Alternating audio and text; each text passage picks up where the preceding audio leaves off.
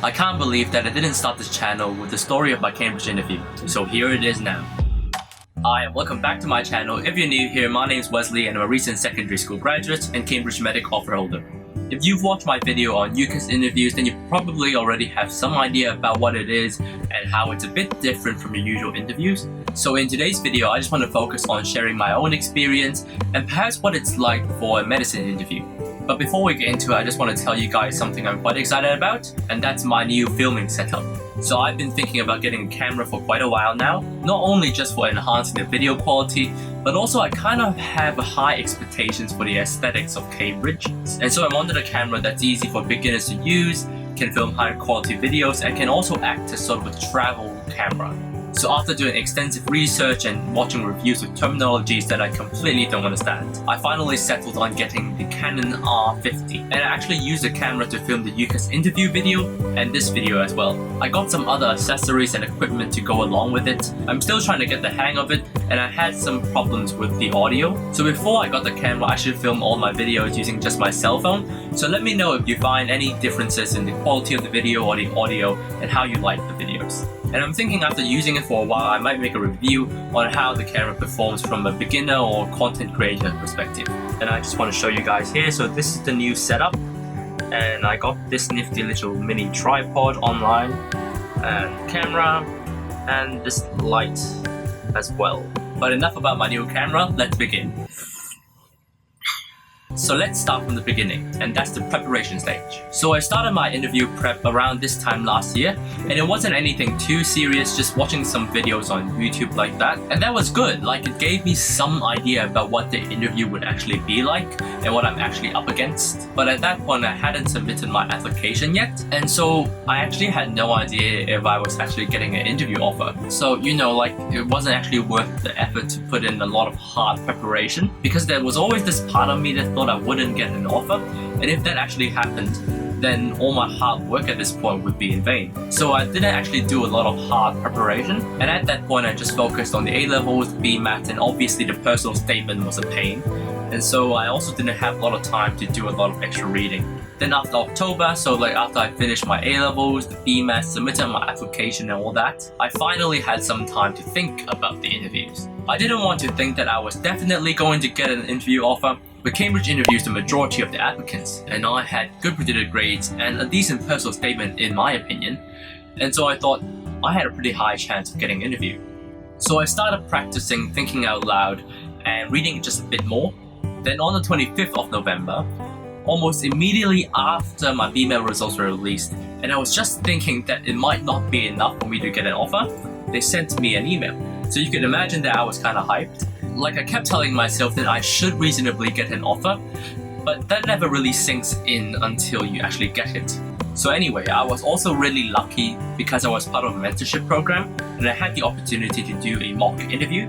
I know some of the Cambridge societies and some programs also offer these. I sometimes see them being advertised on Instagram, so it's not actually a must to do like paid mock interviews. I also just kept watching some of the mock interview videos on YouTube, just kept on watching them over the holiday and trying to imagine myself being in that space so I could get the flow in my head. I'm pretty sure that I've watched some of them so many times that I could probably memorize them. But yeah, they were definitely very helpful.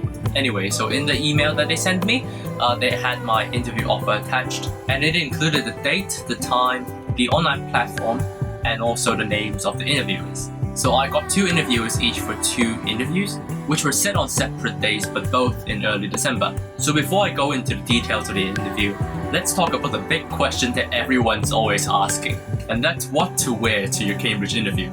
Like I didn't think that this was such big of an issue, but nearing the interview, all of a sudden the forums were flushed with people asking the question. And some of them were even saying that it was going to make or break the interviews. But obviously this wasn't what I chose to wear, but instead I wore a white dress shirt with a jacket. Because it was in winter, but honestly just wear whatever's comfortable and presentable. So after I handled the wardrobe crisis, I then moved on to the technical issues. So I moved my laptop setup right next to the Wi-Fi router, just so it could get the best signal. And I also chose a plain white background so it wouldn't be too distracting for the interviewers. Then I told everyone at home that the interviews were happening, so they would walk more quietly. And now thinking about it, I must thank them for being so cooperative back then. I also remember setting up a lamp, so not the filming light I have now, just to add a bit more light. And I logged onto the platform like 30 minutes before to check the video and the audio. But I remember that they only let me in like very close to the actual interview time. So now that I think about it, that 30-minute margin might be a bit too much. So then they admitted me into one of those virtual rooms where a student helper, I believe, checked that my video was fine, and then finally they sent me in. Honestly, I think my first interview went pretty well. It lasted 25 minutes and both my interviewers were very nice and made me feel at ease. However, I will say this. No amount of prep or mock interviews will prepare you for the actual thing. I was still very nervous at first and it was a bit different than what I expected, but I was able to keep calm enough to use the skills that I practiced and talk through my thought process. Mainly because the interviewers were really nice and the topics that they chose were sort of close to my actual interests, so I got kind of lucky in that department. But another thing is that it was more fast-paced than I imagined. Like the flow was a lot quicker.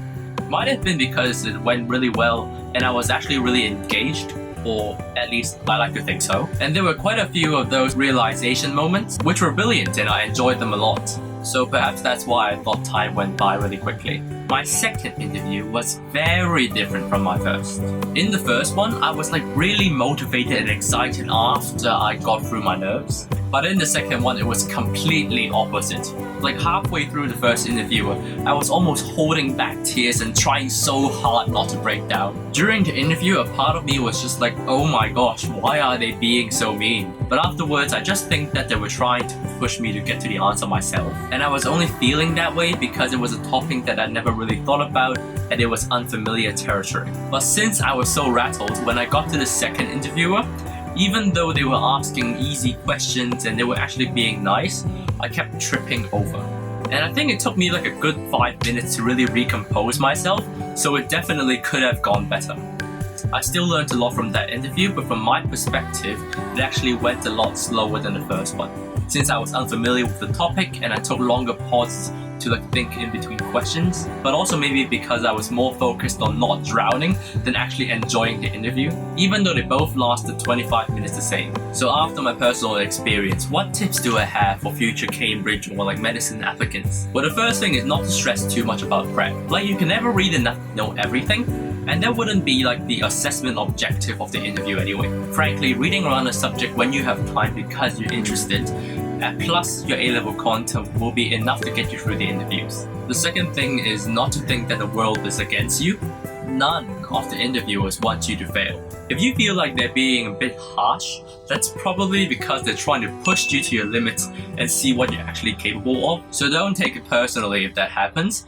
Try to stay calm and treat it like a test.